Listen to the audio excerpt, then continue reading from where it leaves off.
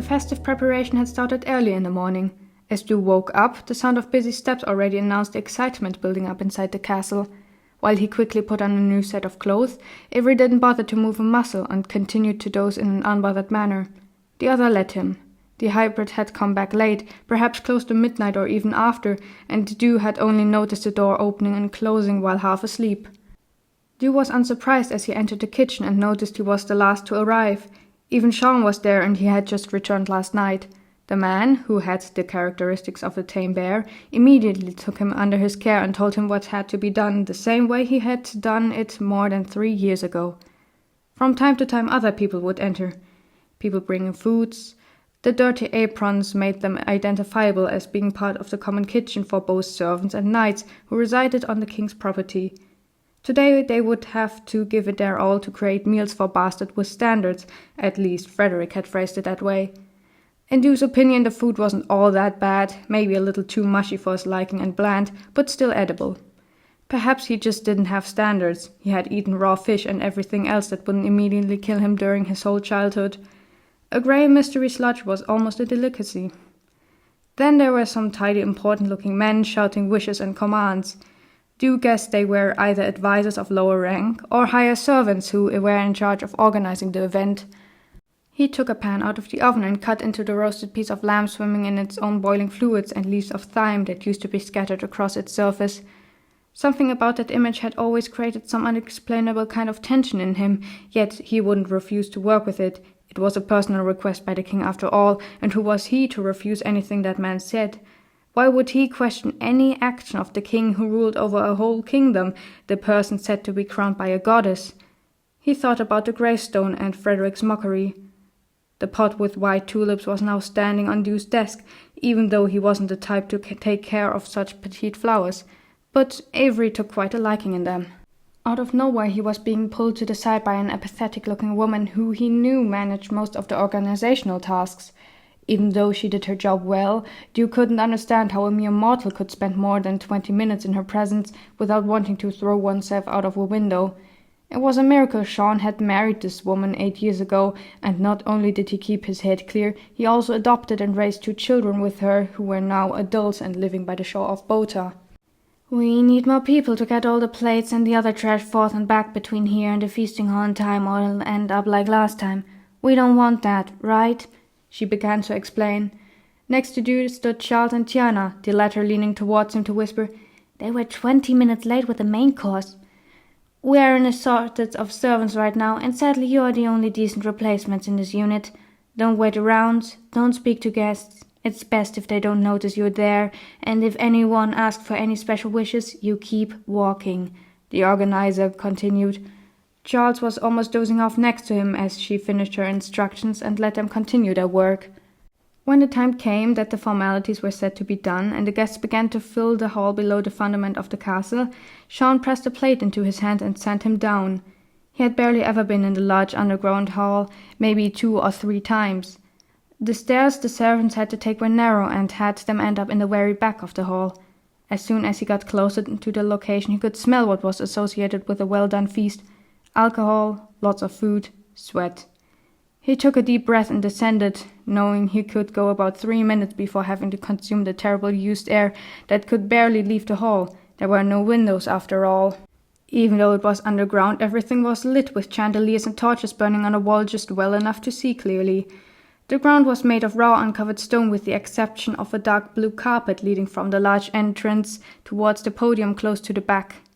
It would take around 20 seconds to cross it. Sadly, the 4 rows of tables were just as long as the carpet, and they were almost fully stocked with people, mostly well-fed men in fine suits, and few women of similar complexion, who were chattering and laughing as if they weren't breathing this poisonous air. It wouldn't take long until it would shift to being a drunken howling and cheering, where no one could understand a word of the other, and at least 10 visitors, who had taken too much of a liking to the wine cellar, had to be taken outside to get them sobered up. Stu already hated the thought of it, and he had just placed the first plate out of many on the table closest to the saving exit. While leaving, he could risk a glance at the podium. There were around 6 chairs, no, thrones, placed side by side in front of a fitting banquet. 5 of the seats were taken. The first 2 people he recognized. The king himself had taken his place in the middle, his golden crown sitting perfectly on his silver wavy hair. Rings glistened on his fingers, his suit was neat and hid his weak figure, but his sunken face spoke of age.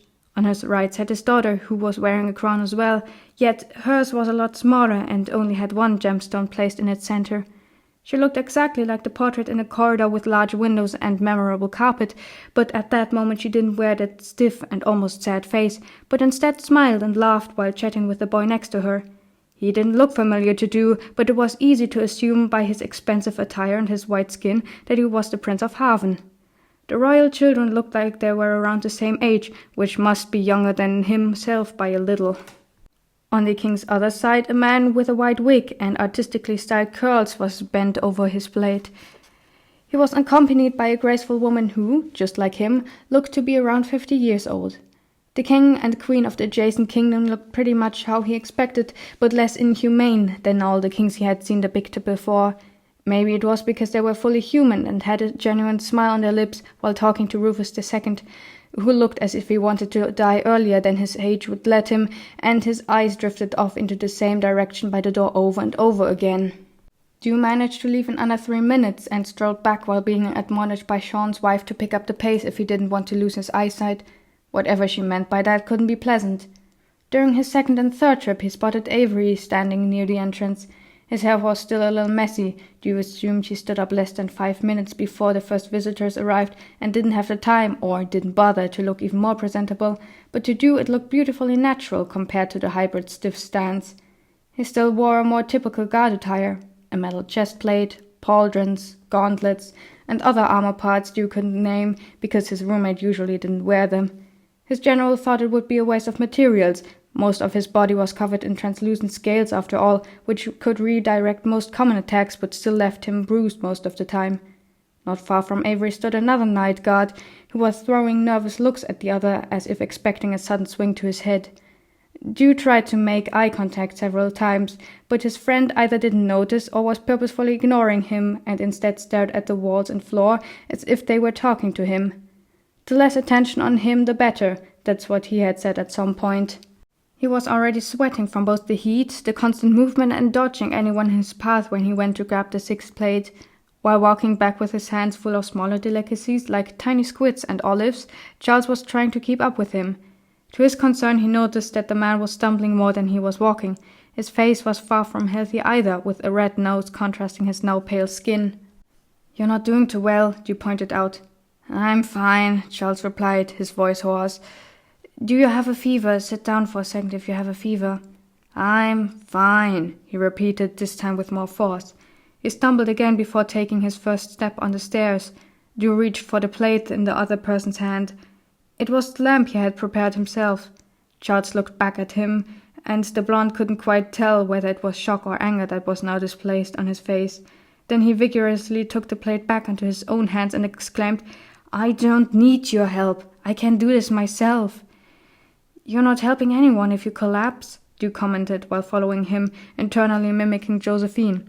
Immediately he regretted speaking as the filthy air entered his nose. As Charles refused to answer and continued his way through the hall, Dew shrugged helplessly.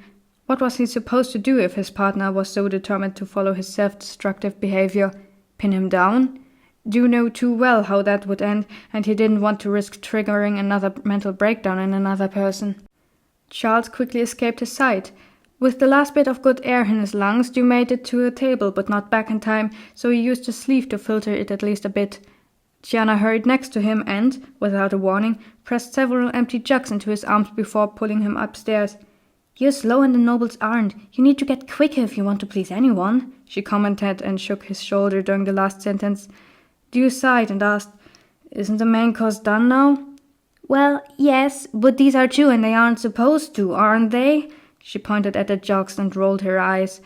Dew really didn't get the point of serving vast amounts of alcohol, but he didn't speak up as always. He found the kitchen mostly empty when they arrived, and Frederick was already busy cleaning up plates. The other people would take care of the dessert, so this section could lean back.